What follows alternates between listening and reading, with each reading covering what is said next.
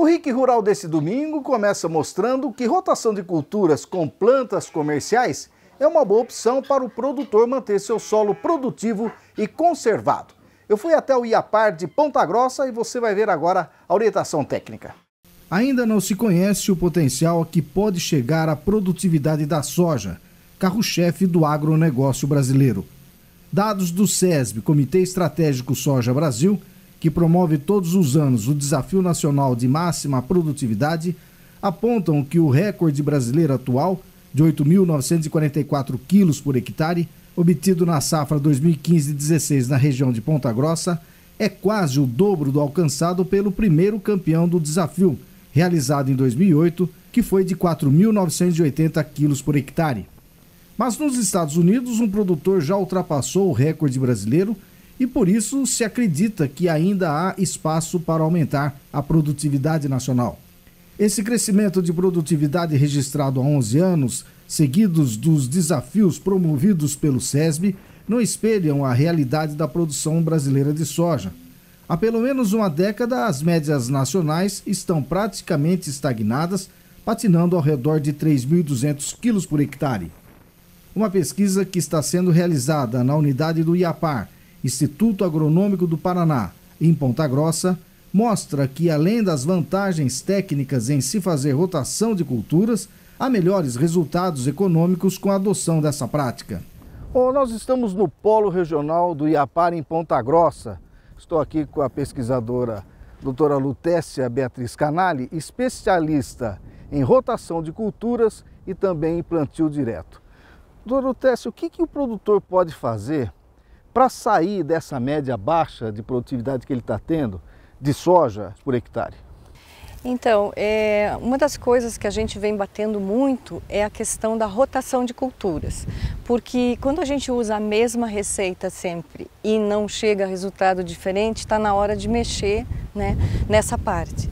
E o nosso experimento trabalha exatamente isso, trazer mais diversidade para o ambiente, com uma rotação de culturas intensificada, né, diversas culturas no sistema. E com isso a gente está conseguindo patamares melhores de produtividade e, melhor do que isso, uma estabilidade maior da produção, um equilíbrio maior com relação a pragas, as doenças, porque quando a gente traz diversidade, a gente traz também inimigos naturais, menor possibilidade de aparecimento das pragas, da doença. Então isso tudo tem convergido para um resultado mais positivo de produtividade e o produtor pode facilmente atingir 4.000 quilos ou mais, 5.000 quilos, se ele conseguir trabalhar esse contexto de forma mais ampla, não só focado na cultura da soja, mas focado na rotação do sistema. O manejo do solo é um elemento essencial na busca pelo aumento da produtividade. A análise do solo, considerando os aspectos físicos, químicos e biológicos, é o caminho mais próximo para explorar o potencial produtivo da soja, promovendo redução de perdas e maior sustentabilidade. Segundo o SESB, só 10% dos produtores se preocupam em fazer uma detalhada avaliação química, física e biológica. Os 90% restantes fazem apenas uma análise para detectar as necessidades químicas do solo, deixando de lado as partes físicas e biológicas, o que gera deficiências.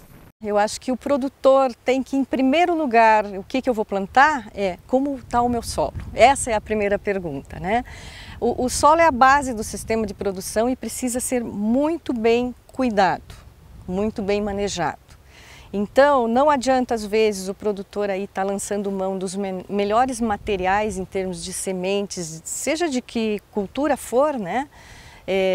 São bons, são bem-vindos, mas eles só vão dar o resultado que a pesquisa aponta, né, pelo melhoramento, pela genética, se o solo estiver em boas condições. Ao diversificar os cultivos, a rotação diminui riscos e promove melhorias na qualidade do solo.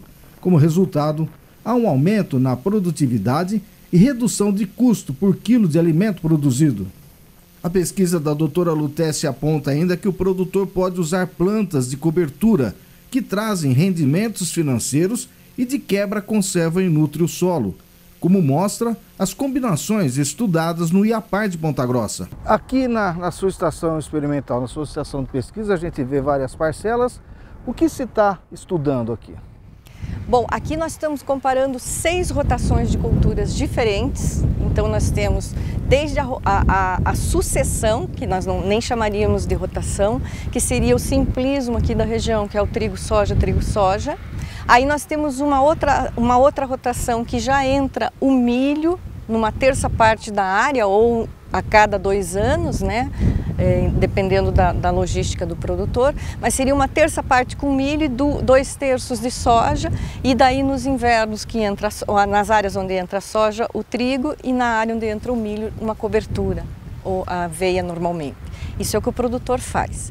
E aí as nossas proposições de intensificação de diversidade, e uma delas é não perdendo de vista o que o produtor justifica de fazer trigo e soja, que seria a parte econômica que ele quer ganhar no inverno e no verão, culturas de renda. Então nós estamos propondo uma rotação que a gente está chamando de grãos intensivos, só que de forma diversificada, né? Onde entra a canola, o milho, daí depois entra trigo e soja, triticale, aliás, cevada e soja. Então, várias culturas, tá? E ele ganhando no inverno e no verão, tanto quanto a trigo e soja, mas porém com diversidade de plantas de diferentes famílias, né? Entrando aí a canola, que não é nem gramínea nem leguminosa, e fazendo uma composição muito mais rica, né, do ambiente, do que simplesmente a sucessão. Nós temos uma outra rotação que nós estamos implementando, que a gente chama de diversificada, mas ela é um mix de pensar no solo e também no rendimento. E aí a gente tem trabalhado o inverno com trigo e soja num dos anos, né? No outro entraria aveia branca, feijão, e depois o trigo mourisco, ou seja, nesse ano entram 3 culturas de renda, né? Mesmo o intervalo ali que entra o trigo mourisco, que seria o pousio, a gente está entrando numa cultura de renda. Então, para o produtor isso é muito bom, porque significa renda, né? Aí depois, no ano seguinte, a gente entraria com coberturas leguminosas, favorecendo o milho na sequência, fixando o nitrogênio, e por fim, trigo e soja.